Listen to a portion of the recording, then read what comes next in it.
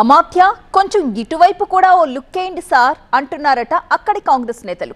సొంత జిల్లాకి కూడా మంత్రి రాకపోతే తమ బాగోగులు ఎవరు పట్టించుకుంటారని వాళ్ళు ఆపోతున్నట్టు సమాచారం. మంత్రి గారు రాకపోతే తమ ఇలాకాలో పార్టీని కాపాడేదెవరు అని హస్తం నేతలు తెగ మదన పడిపోతున్నారట. మినిస్టర్ అండలేకపోతే లోకల్ గా బలంగా ఉన్న బీఆర్ఎస్ ని ఎదుర్కోవడం తమ వల్ల కాదు అంటున్నారట అక్కడి కాంగ్రెస్ నేతలు. ఇంతకీ ఎవరా మంత్రి, ఏదా జిల్లా?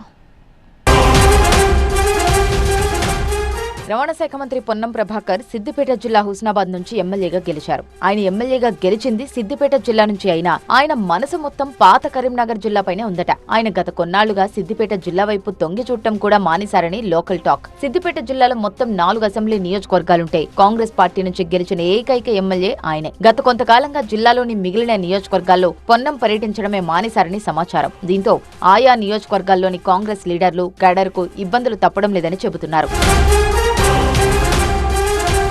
మంత్రిగా బాధ్యతలు చేపట్టిన మొదట్లో కొద్ది రోజుల పాటు సిద్దిపేట జిల్లాలో పొన్నం ప్రభాకర్ సుడిగాలి పర్యటనలు చేశారు. అభివృద్ధి కార్యక్రమాల్లోనూ పాల్గొన్నారు. ఇక సిద్దిపేట నియోజకవర్గంలో అయితే మార్నింగ్ వాక్ పేరుతో స్థానికులను కలుస్తూ సమస్యలు తెలుసుకుంటూ వాటిని పరిష్కరించే ప్రయత్నం కూడా చేశారు. అలా కొన్నాళ్ల పాటు సిద్దిపేట జిల్లా అభివృద్ధిపై ప్రత్యేక దృష్టి పెట్టిన పొన్నం ఆ తర్వాత మెల్లమెల్లగా హుస్నాబాద్ నియోజకవర్గానికే పరిమితమయ్యారని సమాచారం. దాదాపు 2 ఏళ్ల నుంచి ఆయన సిద్దిపేట జిల్లా వైపు చూడడమే మానేశారని కాంగ్రెస్ వర్గాల్లో టాక్.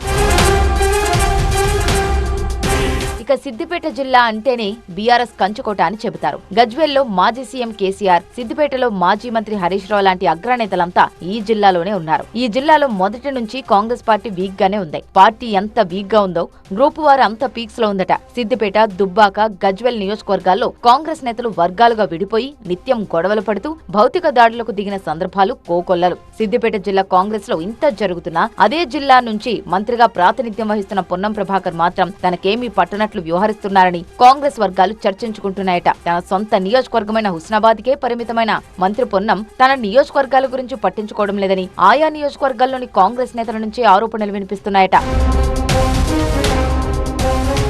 మంత్రి పొన్నం ప్రభాకర్ తీరుతో సిద్దిపేట జిల్లాలోని గజ్వేల్, దుబ్బాక, సిద్దిపేట నియోజకవర్గాలకు చెందిన కాంగ్రెస్ నాయకులు అసంతృప్తితో ఉన్నారని టాక్. ప్రతిపక్ష బీఆర్ఎస్ ఎమ్మెల్యేలు యాక్టివ్ గా తిరుగుతుంటే తాము ప్రోటోకాల్ సమస్యతో ప్రజల్లోకి వెళ్లలేకపోతున్నామని వాళ్లు తెగమాథన పడుతున్నారట. ఇక ఉమ్మడి మెదక్ ఇన్ఛార్జ్ మంత్రిగా జిల్లాలో వివేక్ పర్యటనలు చేస్తున్నా క్షేత్రస్థాయిలో కాంగ్రెస్ పార్టీకి ఇబ్బందులు తప్పడం లేదని సమాచారం. మరోవైపు గతంలో సిద్దిపేట జిల్లాలో హడావుడి చేసిన మంత్రి పొన్నం ఇక్కడ నేతల తీరు, ఇక్కడ గ్రూప్ రాజకీయాలు చూసి షాక్ అయ్యారని చెబుతారు. 1-2 సార్లు ఇక్కడ నేతలకు ఆయన చెప్పి చూసినా వాళ్లలో మార్పు రాలేదంటున్నాయి కాంగ్రెస్ వర్గాలు.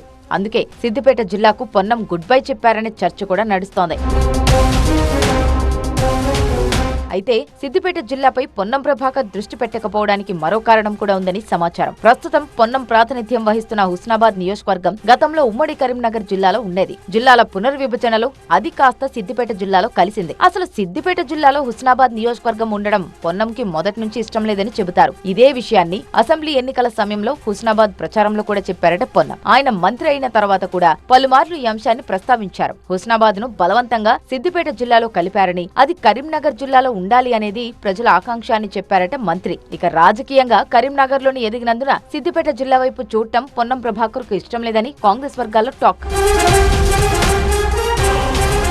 ఇక సిద్దిపేట జిల్లాలో కేసీఆర్, హరీష్ రావు లాంటి బలమైన నేతలను ఢీకొట్టాలంటే అక్కడున్న స్థానిక కాంగ్రెస్ నాయకత్వ బలం సరిపోదు. కాబట్టి మంత్రి పొన్నం కూడా ఈ జిల్లాపై దృష్టి పెట్టాల్సిన అవసరం ఉంది అనేది పొలిటికల్ సర్కిల్స్ లో వినిపిస్తున్న మాట. మరికొద్ది నెలల్లో సిద్దిపేట మున్సిపల్ ఎన్నికలు రానున్నాయి. మంత్రి తీరు ఇలాగే ఉంటే ఇక్కడ పార్టీ పరిస్థితి కష్టమే అని కాంగ్రెస్ శ్రేణులు చర్చించుకుంటున్నాయట. ఇప్పటికే స్థానిక నేతల తీరు ఎవరికి వారే అన్నట్టు ఉందని వినికిడి. దీనికి తోడు మంత్రి పొన్నం కూడా సిద్దిపేట జిల్లాపై సీరియస్ గా దృష్టి సారించకపోతే రాబోయే రోజుల్లో పార్టీ తీవ్రంగా నష్టపోయే అవకాశం ఉందంటున్నారట కాంగ్రెస్ నేతలు. మరి మంత్రి గారు ఇప్పటికైనా సిద్దిపేట వైపు చూస్తారా, లేదంటే మనకెందుకులే అని లైట్ తీసుకుంటారా అనేది వేచి చూడాలంటున్నాయి పొలిటికల్ సర్కిల్స్.